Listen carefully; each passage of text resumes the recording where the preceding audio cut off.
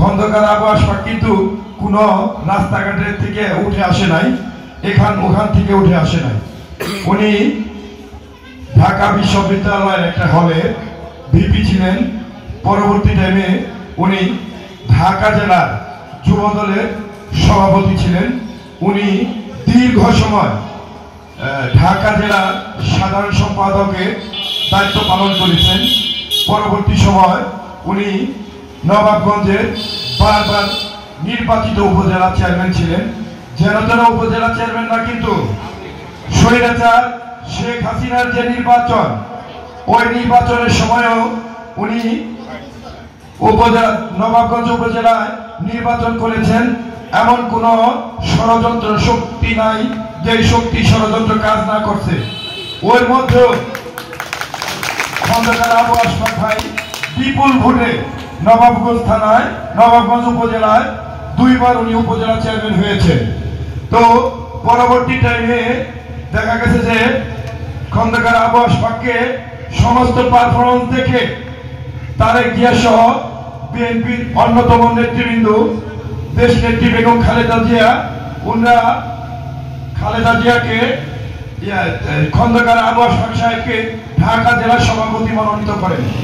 Even বিগত স্বৈরাচার সংগ্রাম আন্দোলনে সর্বোচ্চ ভূমিকা সে পালন করছে।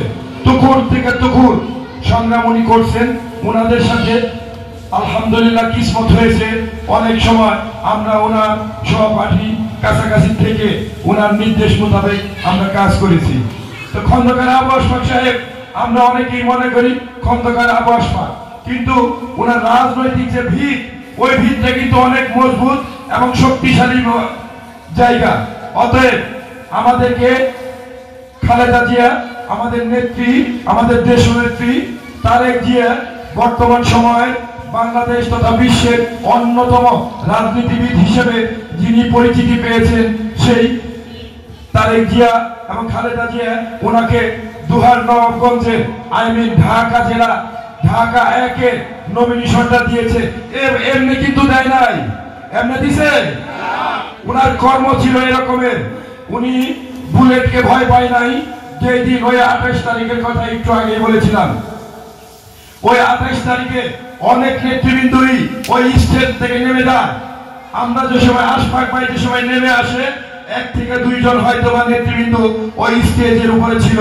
উনি ততক্ষণ পর্যন্ত দাঁড়িয়েছিল, যতক্ষণ পর্যন্ত যে সাধারণ আম মানুষ যারা ছিল তারা যতক্ষণ পর্যন্ত ওই স্টেজের আশেপাশে ছিল, খন্দকার আবু আশফাক সাহেব ততক্ষণ পর্যন্ত ওই স্টেজে দাঁড়িয়েছিলেন। তার অর্থ হলো এই, তার যেন একটা নেতা কর্মীও কোন জায়গায় ক্ষয়ক্ষতি না হয়। তো সেক্ষেত্রে আমাদের খন্দকার আবু আশফাক সাহেব গপ্পে কিন্তু নেতা না, বক্তব্যের নেতা না, কিন্তু উনি সত্যিকার অর্থেই জনগণের নেতা। কি বলেন আপনারা? জনগণের এরকম একজন নেতা যাকে তারেক জিয়া এবং খালেদা জিয়া আমাদের খাতে যাকে পৌঁছে দিয়েছে, তার জন্য আমাদেরও তো ওরকম একটা পরিশ্রম করা দরকার। কি বলেন আপনারা?